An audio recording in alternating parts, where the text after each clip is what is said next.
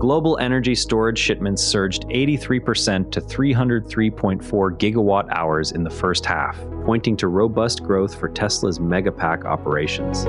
This is Tesla Shorts Time, episode 582.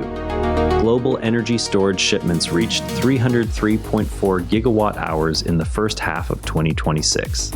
The figure represents an 83.45% increase over the prior year period. The surge underscores expanding utility and commercial demand for large-scale battery systems. Growth in this segment aligns with rising needs for grid-scale storage solutions. The reported volume covers shipments across multiple regions and suppliers.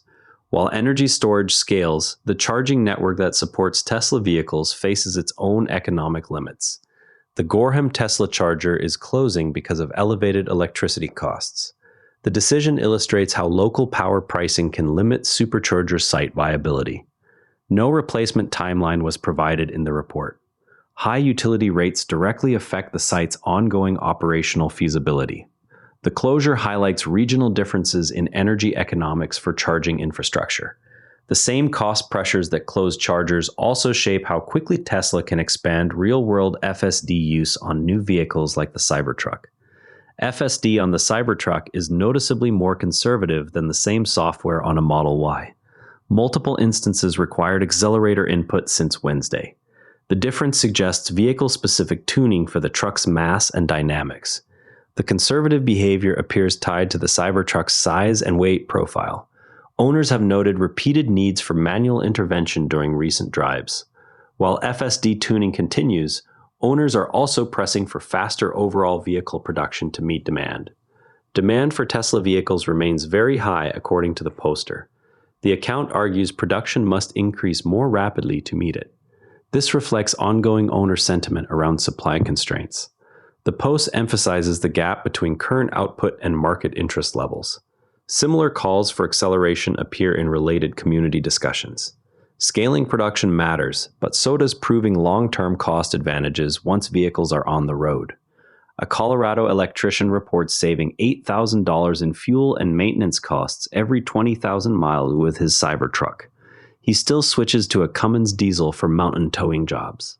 The account highlights both operating savings and remaining limitations in heavy-duty scenarios. Daily use demonstrates clear cost reductions in standard conditions. Towing demands in mountainous terrain exceed current electric capabilities for this owner. Real-world owner experiences like this feed into broader questions about how analysts value Tesla's future businesses. An analyst highlighted Tesla's massive advantage ahead of any Optimus sales. The advantage stems from internal data and training capabilities already in place. The comment frames the robot as a potential future revenue stream. Training data sets accumulated through vehicle operations provide a foundation for the humanoid program. The analyst views this as a differentiator versus competitors entering the space. While Tesla builds future advantages, some analysts remain cautious on near-term financial forecasts. Elon Musk stated that both SpaceX and Tesla are positioned to exceed revenue forecasts. Historical performance shows mixed results against similar predictions. The article examines the track record of prior guidance. Past quarters reveal variability in meeting or surpassing stated targets. The analysis places recent statements in the context of earlier outcomes. That skepticism aligns with a recent neutral stock assessment. The analysis concludes Tesla stock remains a hold after reviewing current data. It focuses on valuation metrics rather than recent news flow. The piece argues fundamentals do not yet support a stronger rating. Data reviewed includes standard financial ratios and performance indicators.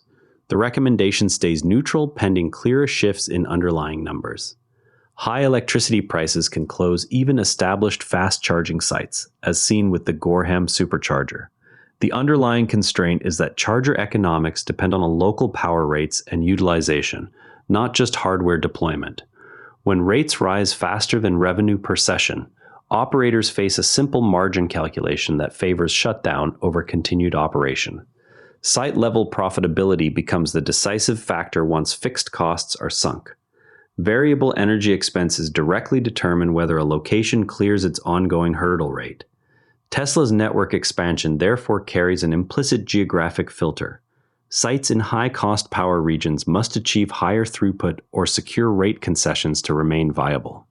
This dynamic limits uniform national coverage and pushes investment toward corridors where electricity is cheaper or demand is denser. Before we go, the latest production and demand discussions may bring fresh updates on scaling timelines. That's your Tesla news for today. TSLA closed at $362.86, up $17.73, 5.1%. If you found this useful, a rating or review on Apple Podcasts or Spotify really helps new listeners find the show. You can also find us on X at Tesla Shorts Time. I'm Patrick in Vancouver. Thanks for listening, and I'll see you tomorrow. And before you go, this show is part of the NERA Network, a family of daily podcasts on tech, science, and markets. Each one a short, sharp briefing you can finish on the commute. If today earned its place in your feed, here's your next listen. Models and Agents, your daily briefing on AI models and agents. Find every show free at neranetwork.com. Want the written briefing with source links? Each show keeps a summaries page on neranetwork.com. Scannable, dated, and free. This episode used AI voice synthesis of my voice. Editorial selection and analysis are my own.